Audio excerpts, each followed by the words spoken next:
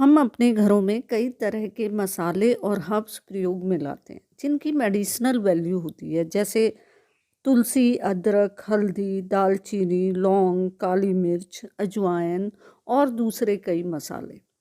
इनकी medicinal value होती है इनके बायो एक्टिव कंपाउंड्स के कारण। और बायो एक्टिव कंपाउंड्स इनमें मुख्यतः होते हैं पॉलीफिनॉल्स, जो कि एंटीऑक्सीडेंट की तरह काम करते हैं। अब ये एंटीऑक्सीडेंट्स क्या होते हैं? एंटीऑक्सीडेंट्स ऐसे केमिकल कंपाउंड्स हैं जो कि फ्री रेडिकल्स को हमारी बॉडी में ख़त्म करते हैं या न्यूट्रलाइज करते हैं। फिर फ्री रेडिकल्स क्या होते हैं? फ्री रेडिकल्स भी ऐसे केमिकल कंपाउंड हैं जो हमारी बॉडी में बनते हैं और हमारे लिए हार्मफुल होते हैं, हमारे हेल्दी सेल्स को डैमेज करते हैं।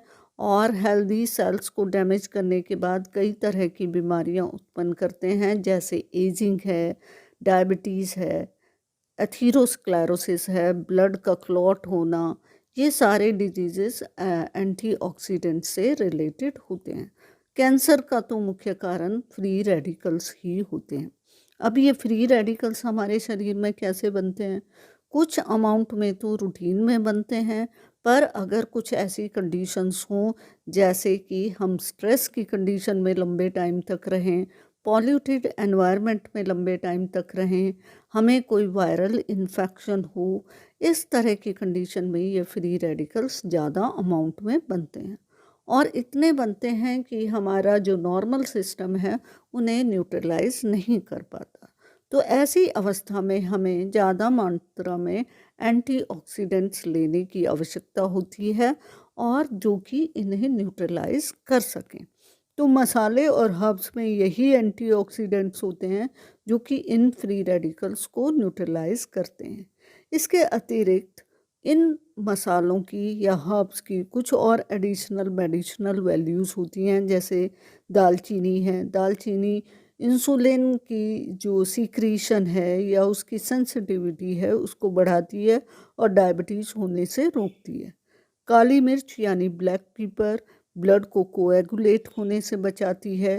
तुलसी और हल्दी जो हैं एंटी इन्फ्लेमेटरी हैं, जो कि इन्फ्लेमेटरी रिएक्शंस होती हैं। जब भी हमें कोई इन्फेक्शन होता है तो इन्फ्लेमेटरी रिएक्शंस होती हैं, और उनका साइड इफ़ेक्ट ये होता है वो भी हेल्दी सेल्स को डैमेज करती हैं और ब्लड क्लॉटिंग को प्रमोट करती हैं।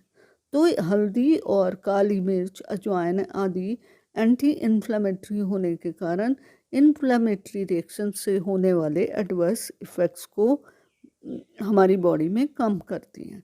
तो आपने कोरोना के बाद देखा होगा लोगों में ब्लड क्लॉटिंग हो रही है, जॉइंट पेन हो रहे हैं इन्फ्लेमेटरी रिएक्शंस के कारण, अर्थराइटिस की प्रॉब्लम लोगों में बढ़ रही है।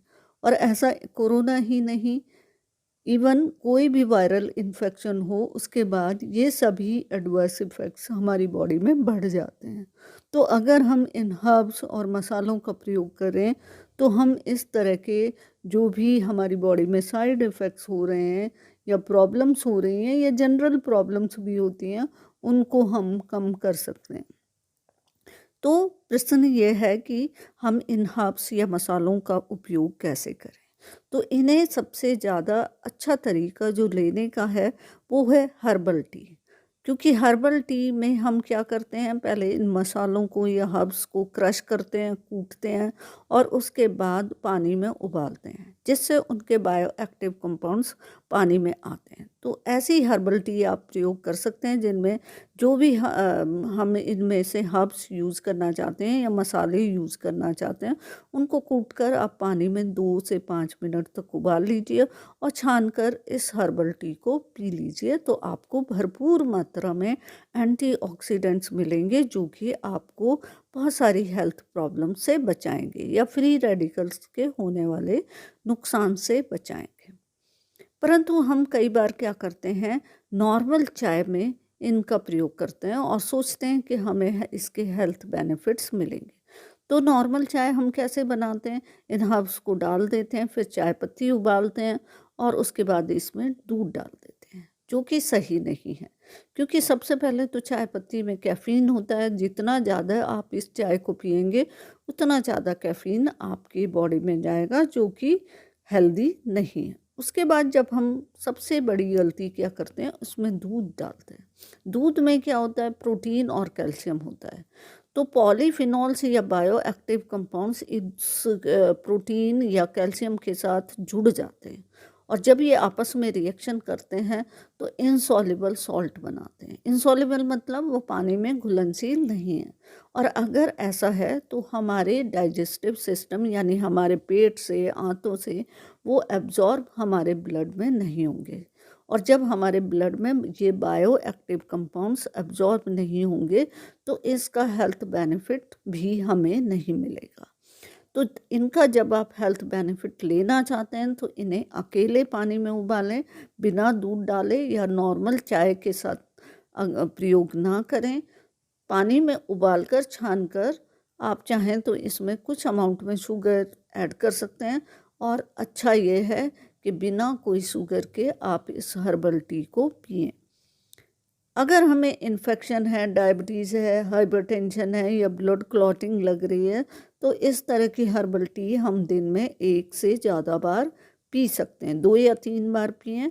और नॉर्मल अवस्था में यानी नॉर्मल है, हम हेल्दी हैं, तो हम दिन में 1 बार ही इस तरह की हर्बल टी पी सकते हैं।